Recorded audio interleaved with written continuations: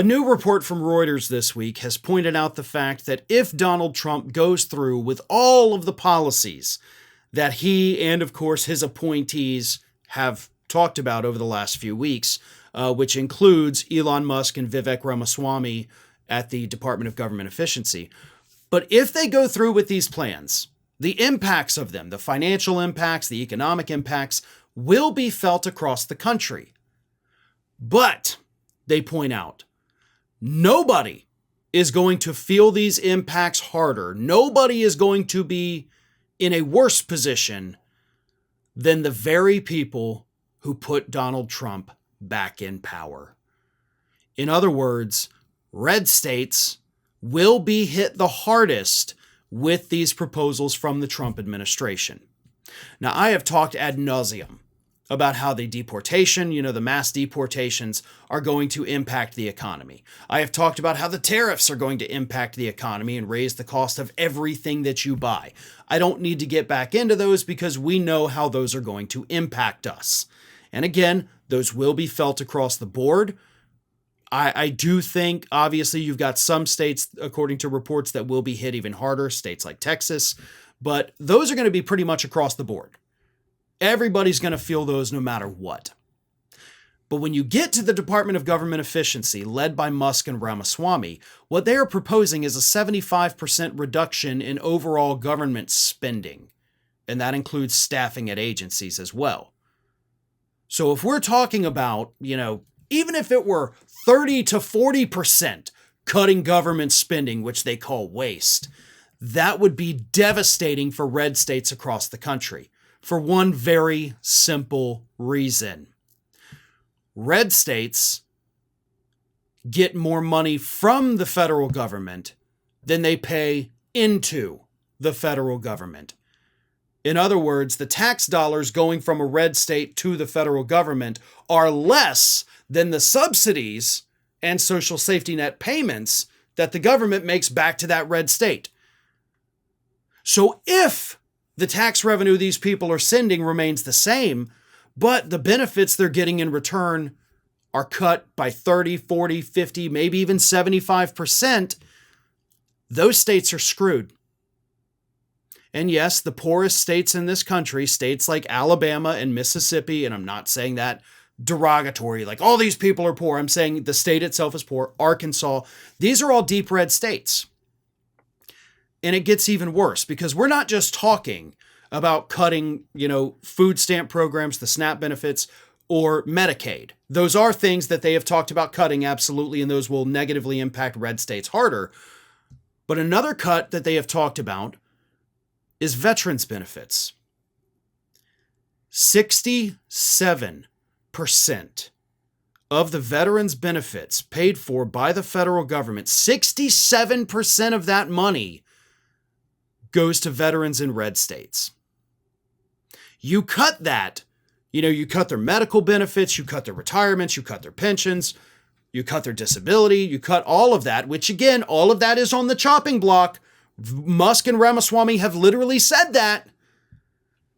Then suddenly you've got these people in red states watching their health care go out the window, watching their retirement savings disappear, and watching their own monthly payments dwindle down to next to nothing.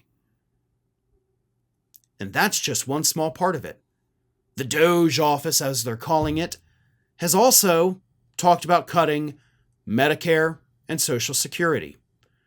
You cut Medicare and Social Security, something Trump swears he doesn't want to touch, he doesn't want to do it, it's horrible, it's a stupid idea. They're going to do it anyway, because Republicans in the House want to do it. The people that Trump is appointing to jobs want to do it. They have plans to do it. They're going to do it.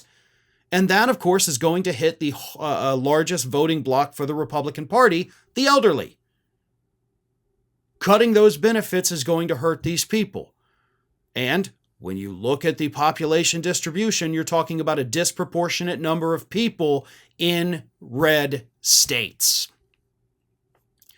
So between the Medicaid, the SNAP benefits, the veterans benefits, Social Security, Medicare, the tariffs, the deportations, it will be felt nationwide. Don't get me wrong. I'm not trying to say that blue states, you don't have to worry. You do have to worry. Everybody does.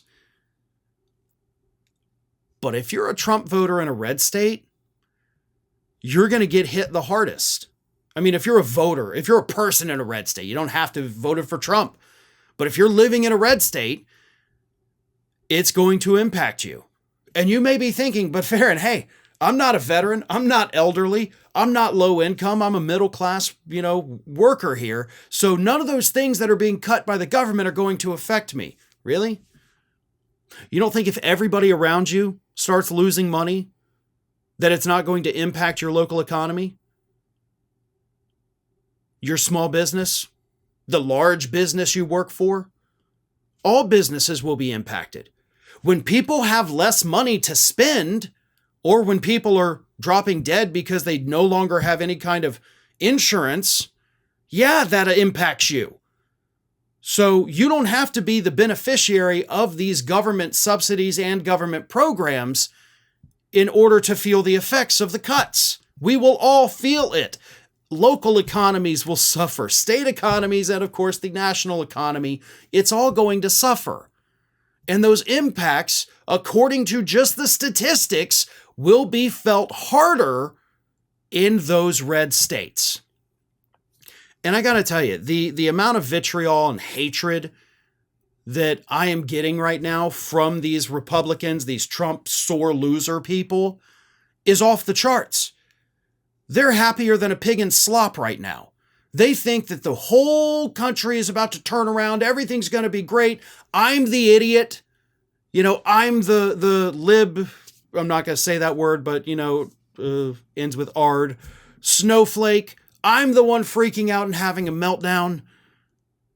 I get those comments every day, like constantly all day. It's hard to even open social media now because those comments are so overwhelming. Those people think I'm the crazy one and I'm the sore loser and, oh, you just shut up and take it. You deserve this. Y'all are going to be hit the hardest. And because of the anger and hatred you guys are directing towards me, I don't have sympathy for you when this happens. I have sympathy for everybody else, however. Y'all don't deserve this. Even the people who, were on the fence and ended up voting for Trump because they knew that their personal economy was not doing better and they wanted a change, those people I do have sympathy for. Here's a good analogy that I have. I have a house that if you walk into the house or you see it from the outside, you're like, damn, this house looks really good. You keep it in nice shape. It's wonderful. But upstairs, which is very small upstairs, just one bedroom, there is, we're moving something and there's a hole in the wall, decent sized hole. And that hole has now been there for over a month. I just haven't gotten around to fixing it yet. And that's what the U.S. economy is right now. Because you look at it as a whole and you're like, wow, this thing is great. It looks really nice on paper, sure. Just don't go upstairs. Because then you're going to see the imperfection that I haven't gotten around to fixing. That's the U.S. economy. Because on paper it looks great. But we have holes in the walls.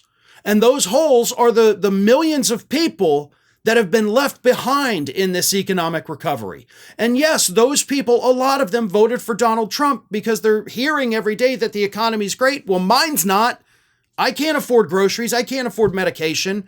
I want to change, and they voted for Trump for that reason. So yes, I do have sympathy for those people.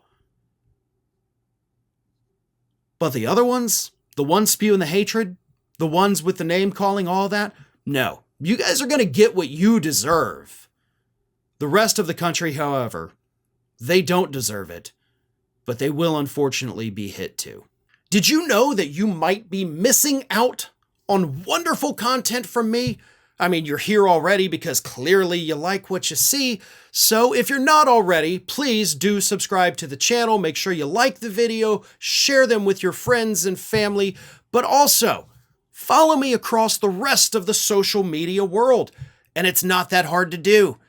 Whether it's X or Twitter, whatever you want to call it, Facebook, Instagram, TikTok, Threads, on every one of those platforms, you can find me at the username Farron Balanced. Simple enough, right? So get on it. And if you don't feel like going to each one of those outlets individually, lucky for you, we have links in the description of this video to take you right to my pages across all of social media. So don't miss a minute. And while you're at it, make sure you're also subscribed to the Ring of Fire YouTube channel, which I have been hosting for many, many years now. We've got more than 1 million subscribers over there, and there is fresh content over there every single day of the week. So again, if you're not subscribed, subscribe to this channel, and while you're at it, go subscribe to Ring of Fire at youtube.com/The Ring of Fire and at Farron Balanced across every social media platform that, of course, is not considered just a far-right hellscape. Well, maybe Twitter is, but that's a story for a different day.